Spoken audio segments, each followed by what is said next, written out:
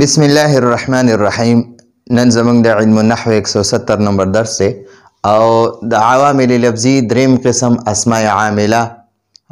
دغه باز شروع دی. په اسماء عامله کې پنځم نمبر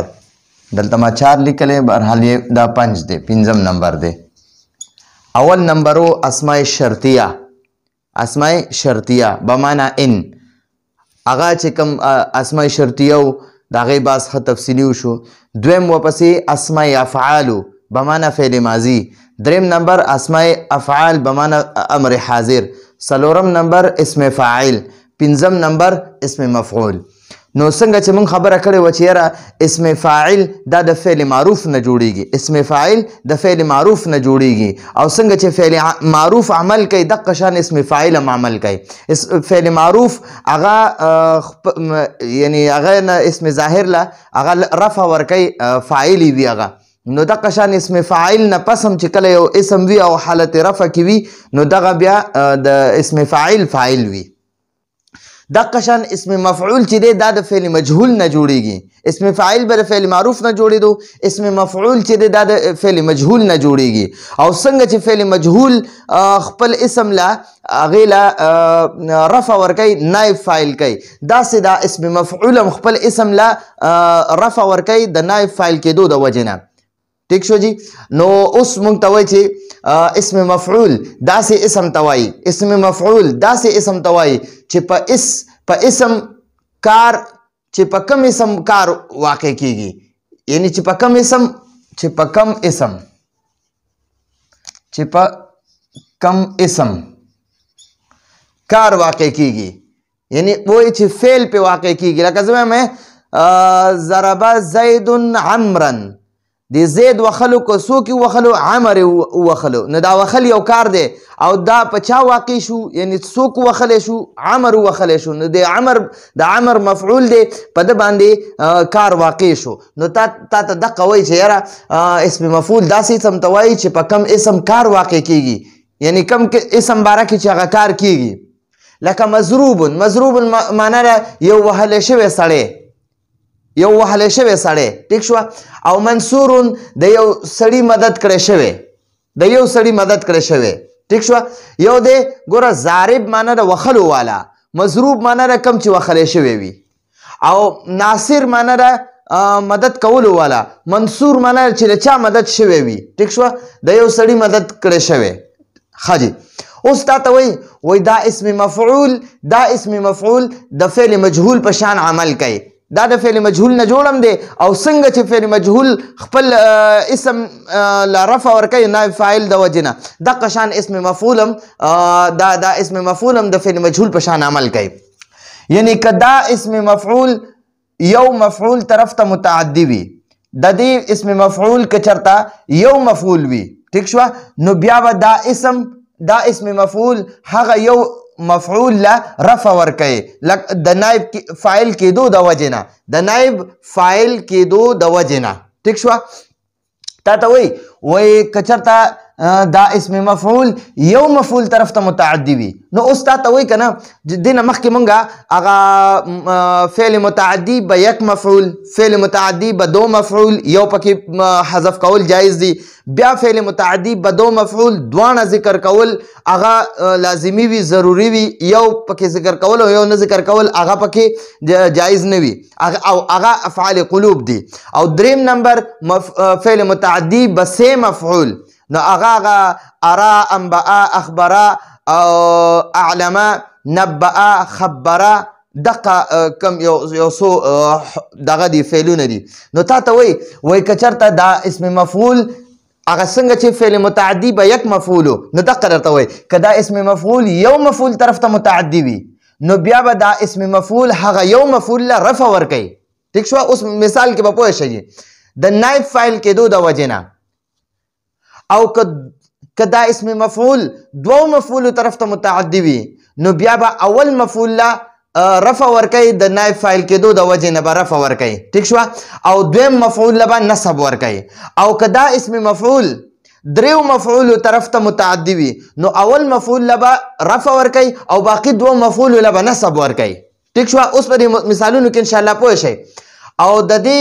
اسم مفعول د عمل د پاره هم د اسم فاعل پشان دو شرطونه دي. څنګه چې د اسم فاعل د پاره دو شرطونه چې د اسم فاعل معنی به د حال یا د مستقبل وي، نو دقه شانته به د اسم مفعول معنی د حال یا د اسم د دغه وي د مستقبل وي د راتلونکي، یا به د موجودي زمانه د اسم مفعول معنی هم کې او یا به د مستقبل د راتلونکي زمانه معنی هم کې. دا یو شرط شو. او دویم شرط چې څنګه اسم فاعل نه مخکې شپږ سیزونه لازمي وو، مبتدا دقه شان موصول موصوف اسم موصول بیا ذو الحال بیا پسې حمزه استفهام یا حروف استفهام نه چې کوم وي یا اسماء استفهام نه چې هر یو وي، او پنځم شپږم نمبر حرف نفي. نو دغه شپږ شرطونه چې دي کنه هغه شپږ سیزونه به د اسم مفعول نه مخکې وي. اول شرط د اسم مفعول داره چې د اسم مفعول معنی به د موجوده وخت یا د راتلونکي وخت کې. دویمه خبره، دویم شرط سره د اسم مفعول د پاره څنګه چې اسم فاعل د پاره دویم اول شرط و چې د حال او د مستقبل معنی به کې دغه شانتي به د اسم مفعول هم د حال او د مستقبل معنی کې. او دویم شرط د اسم فاعل دا چې د اسم فاعل نه به شپږ سیزونه مخکې وي، یا به مبتدا مخکې وي، یا به اسم موصول، یا به موصوف، یا به ذو الحال، یا حرف استفهام حمزه استفهام، او یا به چې دغه وي حرف نفي. نو دغه شپږ سیزونه به د اسم مفعول نه مخکې وي. ټیک شو. او د اسم فاعل په شان به د دې اسم مفعول نه هم شپږ سیزونه مخکې وي. نو هغه شپږ سیزونه څه شي دي؟ مبتدا، موصوف. د اسم فاعل نه به مخکې مبتدا وه، د اسم مفعول نه به مخکې مبتدا وي. دا شرط دی. د اسم فاعل نه به مخکې موصوف و، نو د اسم مفعول نه به مخکې موصوف وي. د اسم فاعل نه به مخکې اسم موصول، نو د اسم مفعول نه مخکې به هم اسم موصول وي. د اسم فاعل نه مخکې به هم ذو الحال. اوس به د دغه نه د اسم مفعول نه مخکې هم ذو الحال وي. د فاعل نه مخکې به هم د اسم فاعل نه مخکې به هم حمزه استفهام و، د اسم مفعول نه مخکې به هم حمزه استفهام وي. د فاعل نه مخکې به هم حرف نفي و، د اسم فاعل نه مخکې، او د اسم مفعول نه مخکې به هم حرف نفي وي. نو ګورئ چې کله لکه مثلا ګورئ زیدون، نو دا زیدون مبتدا شو. وګوره اولنی شرط دا دی زیدون مضروبون، دا مضروبون اسم مفعول دی، مضروبون اسم مفعول دی. ابوه وګورئ دې اسم مفعول څنګه چې فعل مجهول اول اسم له رفع ورکوي که نه اولني مفعول له، نو دقه شان د اسم مفعول هم د مفعول له رفع ورکړه. نو دا ابو چې دی ابو دلې دا رفع د اسم مضروب ورکړې ده، اسم مفعول ورکړې ده. نو د دې مطلب دا دی که نه جي، دا ګورئ جي څنګه ما تاسو ته ویلي یو فاعل وي یو اسم فاعل وي. فاعل چاته وایي چې کوم اسم له فعل رفع ورکړي که نه، چې اسم له فعل رفع ورکړي نو هغه اسم ته فاعل وایي. لکه مثلا ضربه زیدون، د ضربه د زیدون له رفع ورکړه، نو دا زیدون چې دی که نه دا د ضربه د وجې نه فاعل شو. او یو اسم فاعل وي، یو فاعل وي چې فعل ولا کم اسم له دغه ورکړي که نه رفع ورکړي هغې ته فاعل وایي. یو اسم فاعل وي، اسم فاعل چې دی که نه هغه د دې خپل خاص ګردانونه دي، ضاربون، ضاربان، ضاربونه، ضاربتون، ضاربتان، ضارباتون. دقه شانتې دی ناصرون، ناصران، ناصرون، ناصرتون، ناصرتان، ناصراتون، فاتحون، فاتحان، فاتحون، فاتحتون، فاتحتان، فاتحاتون. نو دا چې دی که نه دغه ته اسم فاعل وایي. یو فاعل وي چې فعل ولا رفع ورکوي، یو اسم فاعل وي چې خاص ګردانونه د هغې کېږي. او دا اسم فاعل چې دی که نه دا حالت رفع کې هم راتلی شي، حالت نصب کې هم راتلی شي، او حالت جر کې هم راتلی شي. مثلا ضاربون وخلو والا یو سړی، نو ګورئ دا ضاربن هم راتلی شي، دا ضاربین هم راتلی شي. ټیک شوه. ناصرون وخلو والا یو سړی، ناصرن وخلو والا یو سړی، ناصرین وخلو والا یو سړی. نو دا اسم مفعول چې دی دا اسم فاعل دا هم حالت رفع نصب جر کې راځي. او فاعل چې دی دا به همیشه مرفوع وي. چې کم فعل چې کم اسم له فعل رفع ورکړي که نه دا به همیشه مرفوع وي، دا به همیشه حالت رفع کې وي. که دنه د حالت رفع نصب ته یا جر ته واړو که نه نو دا بیا فاعل نه پاتې کېږي. او اسم فاعل دا په هر حالت کې دا اسم فاعل وي. که حالت رفع کې وي دا بیا هم اسم فاعل دی، که نصب کې وي بیا هم اسم فاعل دی، که جر کې وي بیا هم اسم فاعل دی. ټیک شوه. نو دقه شان یو مفعول وي یو اسم مفعول وي. مفعول چاته وایي چې فعل ورله نصب ورکوي هغه ته مفعول وایي. ٹھیک شو یا فعل مجهول ورلا نسب ورکي هغه تم مفعول وي صحیح شو او یو اسم مفعول وي اسم مفعول لکه مفعول ستوي ضربه زید عمرا اوس دا عمرا مفعول دی ځکه دی ضربه فعل ورلا نسب ورکړی دی ٹھیک شو یو اسم مفعول وي اسم مفعول ستوي اسم مفعول چې دا مفعول په وزن وي مفعول په وزن د ثلاثي مجردونه د مفعول په وزن وي ٹھیک شو او دا ثلاثي مزید فيونه دا هغه د مفعلون په وزن وي ٹھیک شو د مفعلون په وزن لکه مخبر معلوم او دا قشن مضروب دا وګورئ مضروب دا مضروب خدای دا خدای اسم دا د ثلاثي مجردونه دي نو مضروب ته وګورئ مضروب ګوره دا یو وخلو والا ضارب وي او چې څوک وخلی شوي وي هغه ته مضروب وي لکه ته وخلو والا یې ته وخل کې نو تا ته ضارب وي او ما وخی کنه ما نو زه مضروب یم مضروب چاته وي چې څوک وال خوري هغه ته مضروب وي نو دقه تا ته اوس وایې دا زید مبتدا دی تا ته دا شرطونه بیان که چې یو خو به د دې اسم مفعول معنا د حال یا د استقبال کې د مستقبل ټیک شو او یو به د اسم مفعول نه مخکې یا به مبتدا وي نو ګورئ زید مبتدا دی مضروب اسم فاعل مضروب اسم مفعول ٹھیک شو او ابو دا ابو مضاف ته دی ابو له دا رفع د اسم مفعول ورکړی دا ځکه د اسم مفعول نه پس که چرته یو مفعول وي کنه نو هغه به د اسم مفعول رفع ورکوي نو د ابو له رفع ورکړی دا نو ابو مضاف دا ها ضمیر مضاف الیه مضاف الیه دا د اسم مفعول لپاره نائب فاعل شو دا د اسم مفعول لپاره ځکه مجهول چې دی هغه نائب فاعل غواړي ٹھیک شو او معروف فعل معروف هغه فاعل غواړي او فعل مجهول هغه نائب فاعل غواړي نو څنګه چې دغه شانته فاعل هغه اسم فاعل غواړي او اسم مفعول نائب فاعل غواړي نو دا قانون مضروب اسم مفعول دی مضروب اسم مفعول ابو مضاف ها ضمیر مضاف الیه دا د اسم مفعول لپاره نائب فاعل شو نو دا ګورئ زید مضروب ابوه زید چې د پلار وخلی شوی دی زید دای لفظي معنی ده زید چې د پلار وخلی شوی نو د دې محاورتن معنی داسې ده د زید پلار وخلی شوی وخلی کیږي معنی به د حال یا د مستقبل کې ٹھیک شو د اسم مفعول دا شرط دی ګوره اول شرط دا دی چې د اسم مفعول معنی به د حال یا د استقبال وي نو ته به د حال معنی کې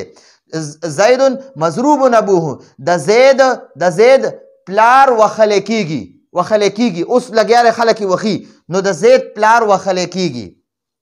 ٹھیک شو نو کله چې اسم مفعول یو اسم طرف ته یو اسم د پاره متعدی وي کنه د اسم مفعول نه پس چې کله یو مفعول وي نو دا ابوه اصل کې مفعول دی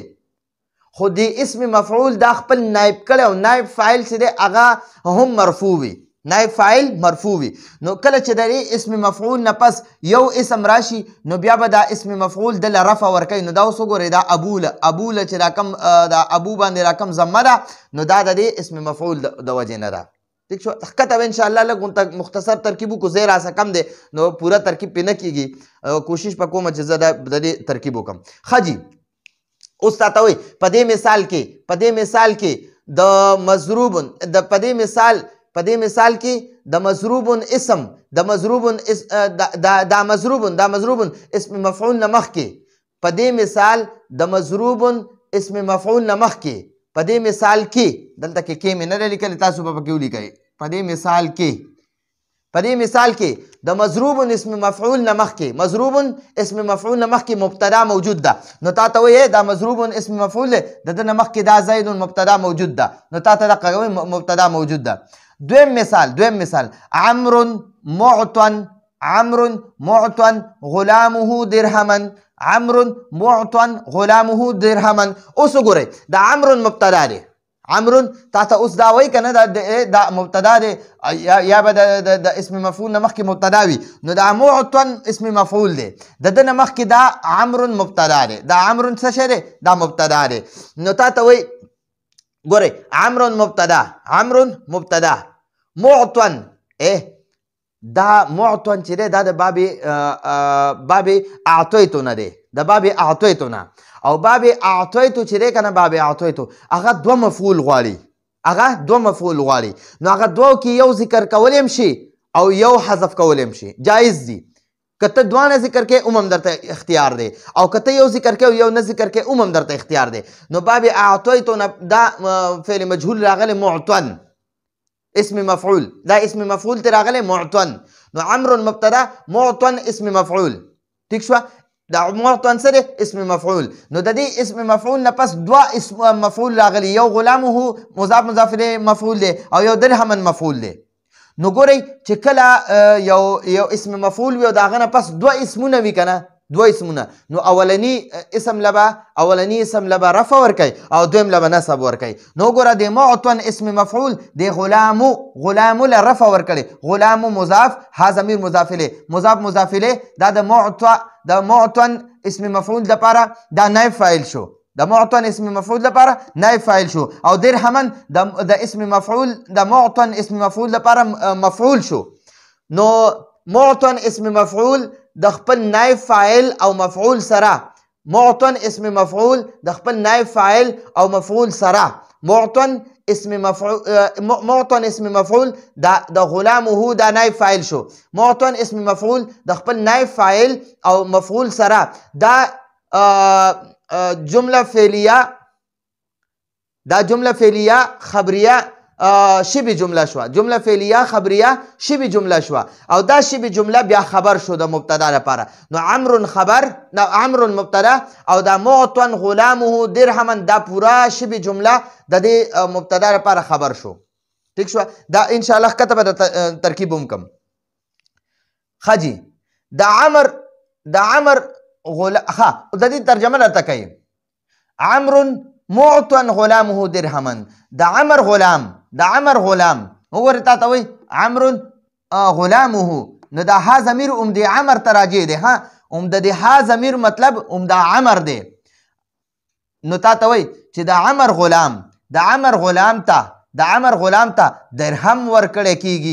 عمر غلام ته درهم ورکړی کیږي عمرو معطن غلامه درهمن د عمر غلام ته درهم ورکړی کیږي په دې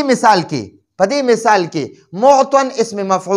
معطن اسم مفعول دو مفعول طرف ته متعدی دی نو تا ته اوس یو مفعول دا دی او یو مفعول غلامه دی یو مفعول درهمن دی نو دا معطن چې دی دوه مفعول ته متعدی شو چې یو مفعول ذکر کول او یو مفعول حذف کول یعنی نه ذکر کول پکې جایز دي که ته اوس په دې کې صرف دا یو ذکر کې او یو نه ذکر کې هم جایز ده او که دلته کې دوه نه ذکر کې هم جایز ده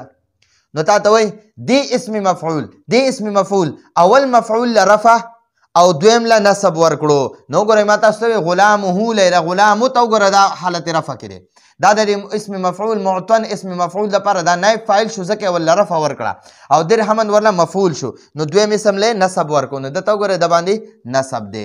صحیح شو اوس دریم مثال بکر معلوم ابنه فاضلا اوس تا ته وایي بکر دا مبتدا شو دا معلوم چې دی که نه د باب علمتو چې دی که نه دا دو مفعوله غواړي او دواړه مفعول هغه لازمی وي ضروری وي هغې کې یو ذکر کول او یو نه ذکر کول جایز نه وي دواړه به ذکر کې نو دغه افعال قلوب وي دا په مبتدا او خبر داخلیږي مبتدا نصب ورکوي مبتدا چې دی هغه مرفوع پرېږدي او خبر له نصب ورکوي ٹھیک شو یا مبتدا او خبر دواړه حالت نصب تاړی ٹھیک شو نو دې ته افعال قلوب وي افعال قلوب اووه دي هغه علمتو وجدتو حسبتو ظننتو خلتو دا وغیره اووه دي تقریبا رأیتو علمتو وجدتو خلتو ظننتو او دا وجدتو غالبا نو دا اووه دي اووه نو دې کې درې د یقین دپاره دي درې د شک دپاره دي او یو چې دی هغه د یقین او شک دواړو دپاره دی نو دا علمتو چې دی که نه علمتو دا د یقین دپاره دی ٹھیک شو نو بکر معلوم ابنه فاضلا بکر معلوم ابنه فاضلا. اوس د په یو وجه د بکر زوی فضیلت والا منل کیږي، د بکر زوی فضیلت والا ګڼل کیږي، فضیلت والا یقین کیږي، فضیلت والا ګڼل کیږي، فضیلت والا منل کیږي. ٹھیک شو؟ نو بکر دا مبتدا، بکر دا مبتدا شو. معلوم اسم مفعول، معلوم اسم مفعول، او د دې اسم مفعول نه پس دوه اسمونه راځي، یو ابنه دی یو فاضلن دی. نو دا دواړه ذکر کول د اسم مفعول نه پس دوه اسمونه راځي او دواړه ذکر کول ضروری وي، لازمی وي. یو ذکر کول او یو نه ذکر کول پکې هغه پکې جایز نه وي، دواړه بس ضرور ذکر کې. نو ګورئ دا معلوم چې دی دا اسم مفعول دی، معلوم اسم مفعول دی. دی اولنی اسم له رفع ورکړي او دویم اسم له نصب ورکړی دی. ٹھیک شو؟ نو ابن مضاف ها ضمیر مضاف الیه، مضاف مضاف الیه دا د اسم د معلوم اسم مفعول لپاره نائب فاعل شو او فاضلن د اسم مفعول لپاره مفعول شو. نو اسم مفعول معلوم اسم مفعول د خپل نائب فاعل او مفعول سره دا جمله فعلیه خبریه شبه جمله، جمله فعلیه خبریه شبه جمله، جمله فعلیه خبریه شبه جمله دا خبر شو، دا شبه جمله خبر شو. نو بکرن د خپل خبر سره، بکرن مبتدا د خپل خبر سره دا جمله اسمیه خبریه شو. نو تا ته اوس وایي د بکر زوی فضیلت والا منل کیږي، یاره چې دا د بکر زوی چې دی دا فاضل دی، نو زما یقین دی چې د بکر زوی فاضل دی، ځکه دا معلوم دا د باب علمتو نه دی، او باب علمتو معنا دی یقین کول، یقین کول. نو زما یقین دی چې د بکر زوی فاضل دی. ٹھیک شو؟ یا د بکر معلوم ابنه فاضلا، د بکر زوی باندې فضیلت والا ګڼل یقین کولی شي، د بکر زوی فضیلت والا یقین کیږي، فضیلت والا یقین کیږي یا منل کیږي، دا معنا شوه. په دې مثال کې تا ته اوس وایي په دې مثال کې معلوم اسم مفعول دی، د دوو مفعولو طرف ته متعدی دی، دوو مفعولو طرف ته متعدی دی. خو په دې مثال کې یو مفعول هم حذف کول جایز نه دي، دواړه به ذکر کې یو مفعول هم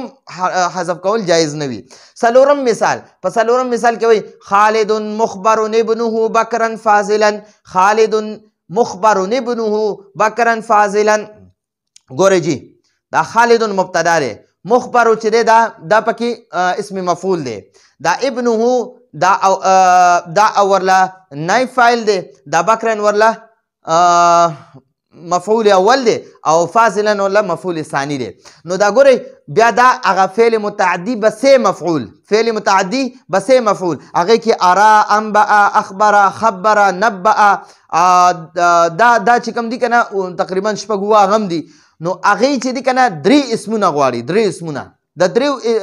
دریو مفعولو طرف ته متعدي کېږي،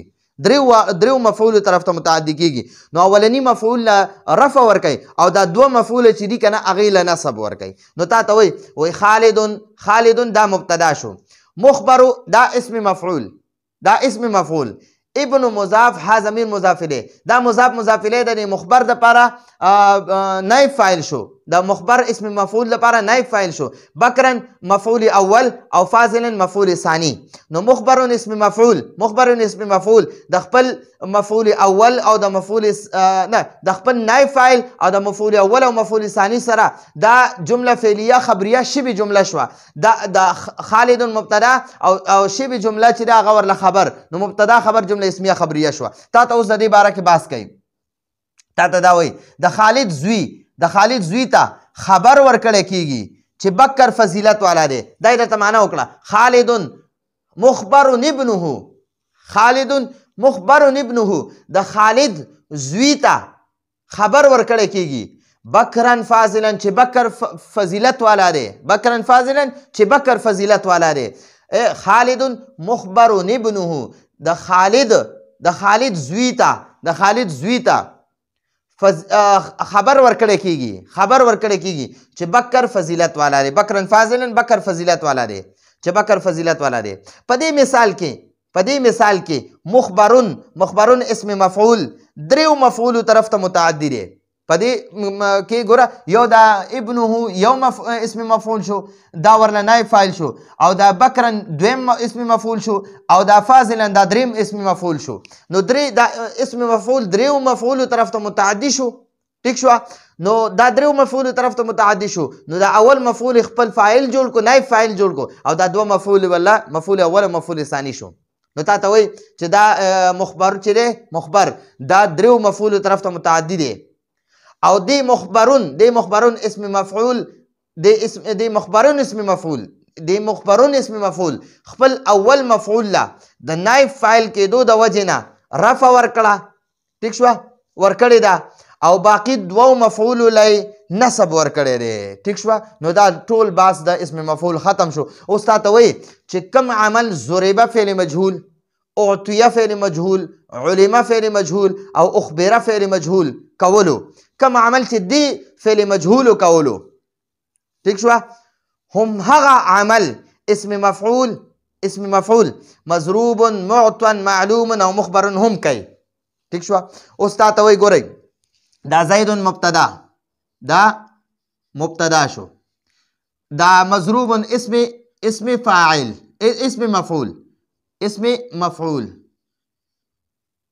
اسم مفعول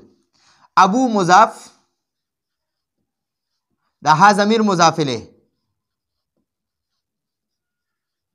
دا مضاف الیه دا د مضروب اسم مفعول لپاره نائب فاعل شو ٹھیک شو دا اسم مفعول د خپل نائب فاعل سره دا جمله فعلیه خبریه شبه جمله شو جمله فعلیه خبریه شبه جمله شو نو دا شبه جمله چې دا خبر شو نو مبتدا د خپل خبر سره جمله اسمیه خبریه شو جمله اسمیه خبریه شو دا قشان عمرو مبتدا دی عمرو مبتدا معطن اسم مفعول غلام مضاف ها ضمیر مضاف الیه دا ها ضمیر مجرور متصل مضاف الیه درهمن مفعول ٹھیک شو نو دا مضاف الیه چې دا نائب فاعل شو د اسم مفعول لپاره نائب فاعل اسم مفعول د خپل نائب فاعل او مفعول سره دا شبه جمله اسمیه خبریه نه جمله فعلیه خبریه شبه جمله خبریه شبه جمله دا خبر شو نو مبتدا د خپل خبر سره جمله اسمیه خبریه شو دقه شانته دا بکر مبتدا معلوم اسم مفعول او ابن مضاف ها ضمیر مضاف الیه